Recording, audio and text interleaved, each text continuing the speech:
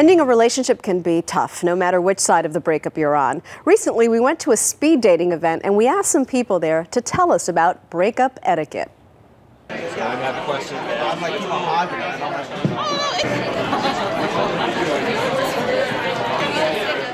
I think there's definitely a wrong way to break up with somebody. I've been broken up via email and text message, and I think that any use of technology is ridiculous. I feel that it's important to share with the other person why you're going to be breaking up with them, so it would not be proper etiquette to do it on a text or in an email. The last guy I was dating just kind of stopped dating, but I wasn't aware of it. Like, we just stopped going on dates, and yeah, I think that's the wrong way to break up with someone, because, you know, the person can't move on if they're still thinking, oh, we're dating. I wonder, as far as ways of breaking up etiquette, I just wonder if there's an easy, clean way to do it where it's minimal hard feelings on both sides. That's what I want to know. Let's get some answers then from marriage and family therapist Ian Kerner and from relationship expert Dr. Michelle Callahan, a contributor to Women's Health magazine.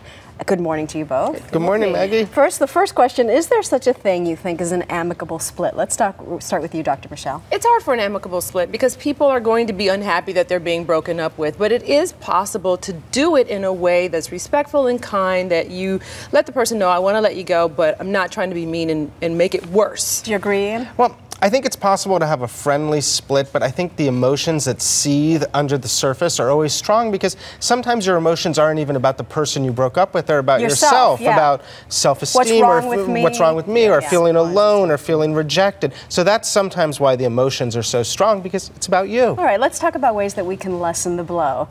So many wrong ways that people break up. I'll tell my story. Okay. 9th grade, crazy about my boyfriend. It was my birthday, and he hadn't called all day. And I get a call from his best friend.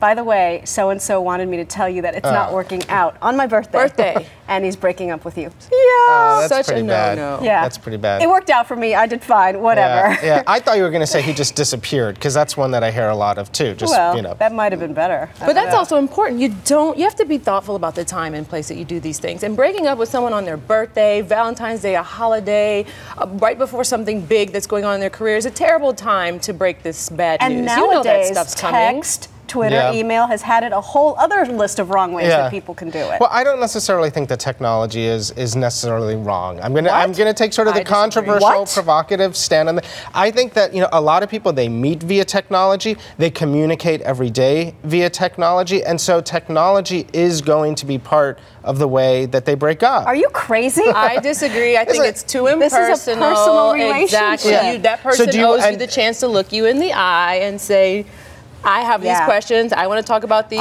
things. Texting, telling somebody over a text or email. What about the situation where you're showing up on a Friday night, you think it's just a regular date night, and then you're going to get that blow of like, hey, it's not working out, and you're going to be like totally shocked. Tell me to my face. Okay, you don't think you should get a little warning via technology, like, hey, I think you should have had the warning in conversation still, because probably you've been talking about having relationship problems. We're going to disagree with that. Okay. So let's assume that people do it the right way and do it with you in person. If you're the one being broken up with, how do you keep your emotions in check? Because you don't want to like be at a restaurant and start, oh, but I love you and I need you. How do you keep it together? I really suggest that people listen. They need to let the other person talk. So you can learn some things about what's going on in the relationship, and just before you jump in and start getting all out of control, let them tell the whole story. Really try to stay cool and then speak after they've had their chance to say. I agree, because you're going to be on the phone with a million different people, whether you're a man or a woman. You're saying, what happened? What really went wrong? Was this the truth or not the truth? And so in the end, listening and getting as much accurate information as you can is really the most important thing. And I also feel like, you know what, if you have strong emotions, it's okay to let those emotions go. I mean, if you just feel like you have to cry, then cry a little, because then you'll be able to move on and get that information. All right, thank you both. Michelle Callahan, Ian Kerner, appreciate it as always. Thank you. A lot happens early on The Early Show, weekday mornings on CBS.